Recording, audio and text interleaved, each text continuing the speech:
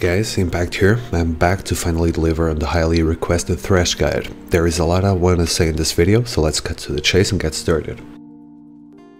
For runes, there are a few different options that you should have in consideration. If you're comfortable with the champion, if you know his limits, and if you're still looking for some extra gold income, I'd suggest a rune page that consists of 9 marks of hybrid penetration, 9 flat armor seals, 9 flat magic resist glyphs, and 3 gold per 10 quintessences. This will give you more burst damage on your engagement since you'll have magic pen at your disposal and also armor pen for harassment. If you're not too comfortable with the champion, but you're still looking for some extra burst damage, give the following rune page a try.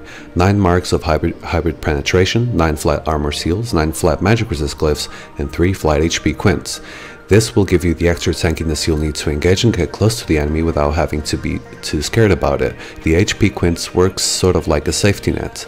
And last, if you're looking for a really early harassment with your autos and Flay's passive, consider going 9 flat AD marks, 9 flat armor seals, 9 flat MR glyphs, and either 3 flat HP quints, 3 gold per 10 quints, or 2 flat HP quints, and 1 gold per 10 quintessence.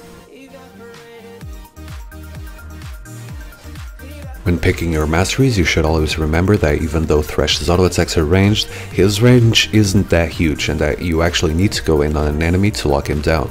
To do this, you'll have to be slightly tankier, and while Thresh's defenses will increase well over time, especially due to his passive, you should not neglect early game tankiness or it may cost you your lane. With that being said, the mastery page I use the most consists of 1 point in the offense tree, 13 points in the defense tree, and 16 points in the utility tree. You'll be looking for the unwielding and block masteries in the defense tree, while also getting the greed, wealth, biscuiteer, and explorer masteries from the utility tree.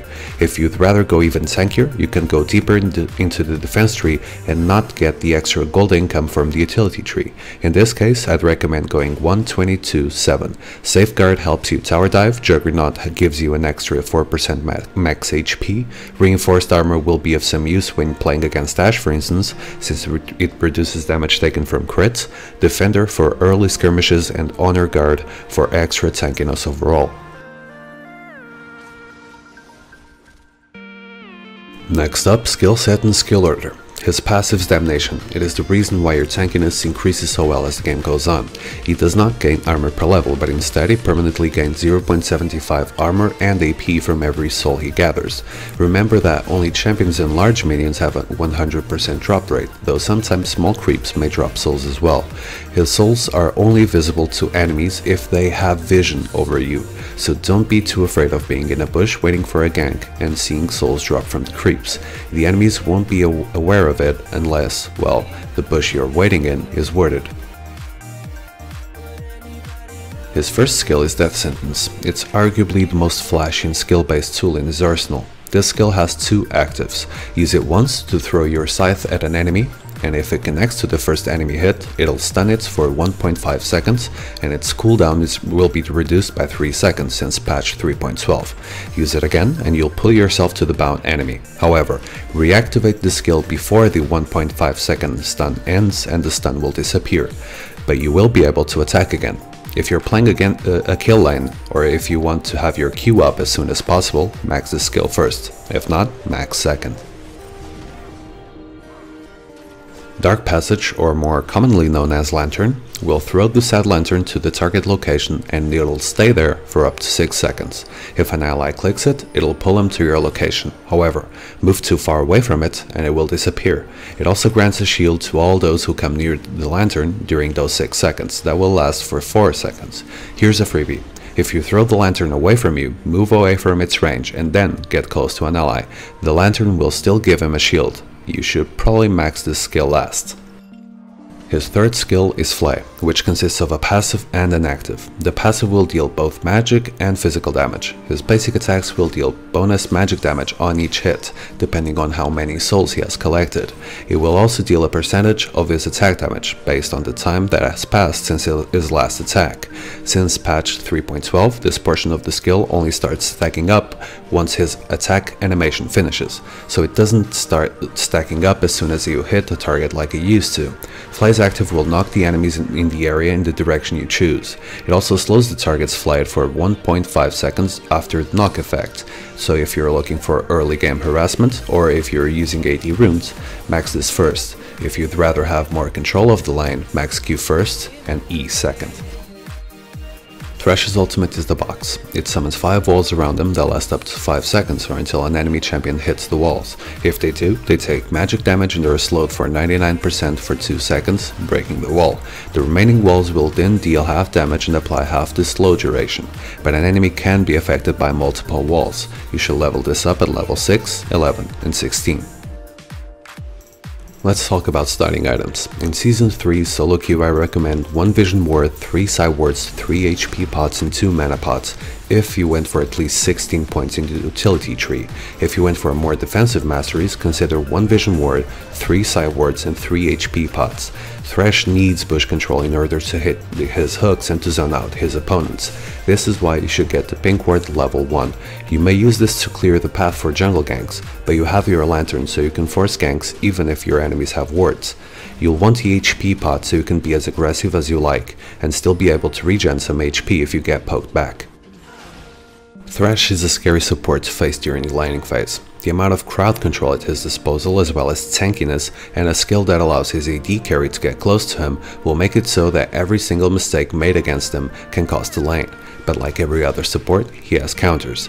You can play him in either a kill lane or a poke lane, though I'd say he shines a lot more in kill lanes.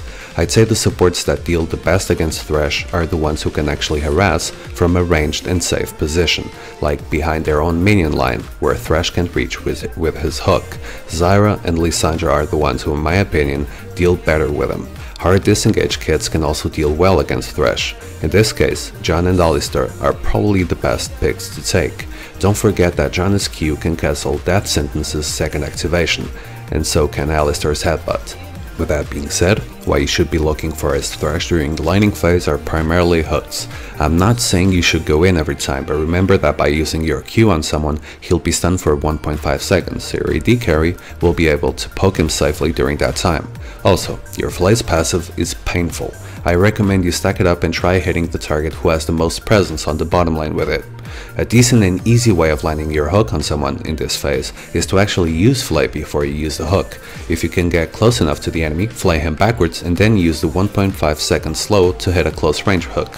This little combo is deadly, especially if combined with a box. Careful with the enemy's counter engage though. Always be wary of what the enemy lane has at their disposal. To stay relevant in the bottom lane as Thresh, you have to get in melee range, so you'll be exposed to a lot of potential damage. Level 1 is extremely important as Thresh. Look at the bottom lane and look at the support's kit, the AD's kit, and what items they have. Choose what skill you want to get first at that time and use it effectively. For instance, while playing against the Sona, you'll get a lot more damage done with Flay's passive.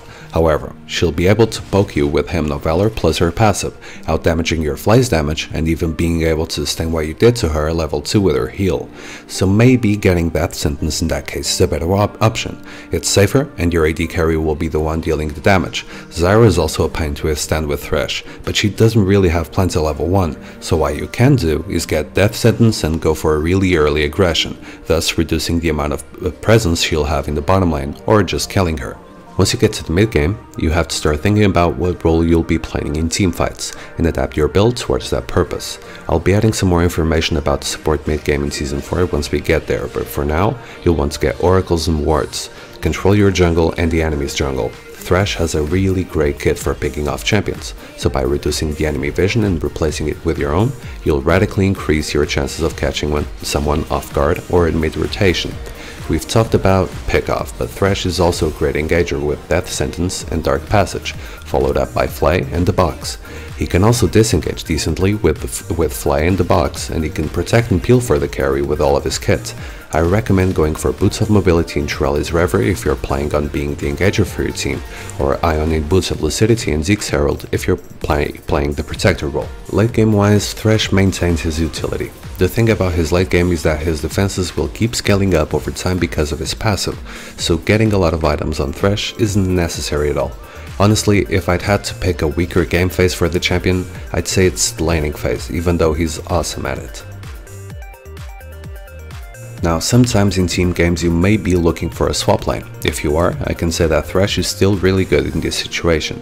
The chances of getting hooked will keep the opponents back and zoned out for as long as you like, or until your lane reaches their turret.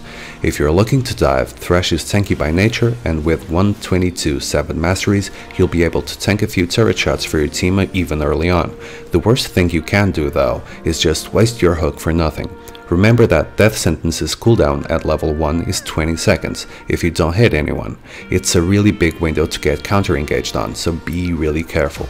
Sometimes the threat of the hook is better than the hook itself. There are a few things that I think you should know about Thresh's skills though. First of all, let's cover Fly. Its active actually cancels a lot of skills used for engaging, like Regnanton's Slice and Dice, Jarvan's EQ combo, Leona's Zenith Blade, Lee Sin's Sonic Wave second activation, Zack's Elastic Slingshot, and so on. If you notice the enemy team has some sort of gap closer or engaging mechanism, odds are Thresh's Flay will be able to cancel them out. You'll just have to develop your reaction time and use Flay at the opportune moment. And let me tell you, blocking Jarvan's EQ combo is not an easy feat. Leona's Zenith Blade, on the other hand, is quite easy. As for Thresh's Dark Passage, remember that you don't actually need to throw it right next to your teammates in order to make it clickable. If you throw it at a sharp wall, your teammates will be able to click it from over the wall. This notion may be really helpful for you since sometimes the enemy team will try to block the lantern and make it unclickable. Dragon and Baron's walls are examples of places where you can pull this off. There are also a few spots where the lantern's range actually extends, but my favorite one is at bottom lane. Throw the lantern at the V wall near the purple side turret and it'll be clickable for someone who's standing on the tri-bush behind it, even if you're in the middle of the lane.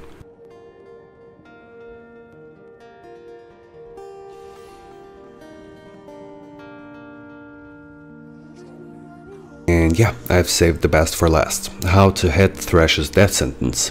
And this is by far one of the things that I've been asked the most since I've started editing content for you guys. Well, allow me to try and explain it as best as I can. If I'm trying to hit a hook near max range, there are 3 things that I have to keep track of. 1. Does the enemy have an escape like Ezreal's Arcane Shift or Lee Sin's Safeguard into a ward? 2. Does he have a lot of movement speed? 3. If I were that guy, where would I run to? If the enemy does indeed have an escape like Ezreal's Arcane Shift, I put myself in his shoes and I try to guess where he's going to land after he uses it, so I cast the hook in that direction. And yeah, you do have to know the distance that each skill will travel.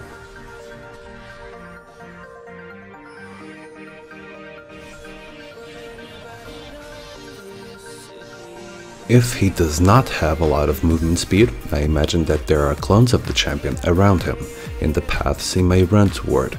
Then I put myself in his shoes, and I hook the clone that's in the position that I think he'll go to. If he does have a lot of movement speed, then I imagine that there is some distance between the clones and the enemy himself. After that, I pretty much hook the same way. I use this little trick because the hook takes some time to cast, and to travel all the way to your target. So this way, I'm actually able to catch most enemies just by prediction alone. When you start noticing how long it takes for an enemy to travel a certain distance, you can start getting some blind hooks as well, but this might take some time to perfect. Also, try to use Smartcast on Thresh's death sentence. It helped me, so maybe it'll help you as well. And that's all for now, guys. I hope you liked the guide, and as for my voice, I'm sorry about that. It seems like the flu got to me, but oh well, I can still make guides for you guys. Thanks for watching. Don't forget to like or dislike the video, subscribe to my channel and Base Desire's channel for some awesome music. You can also follow me on Facebook, Twitter, Anuk, and make sure you tune in and follow my stream, as I'll be playing a lot more in the future and with commentary. Everything is linked up under the description. So once again, thanks for watching, good luck, have fun, and until next time.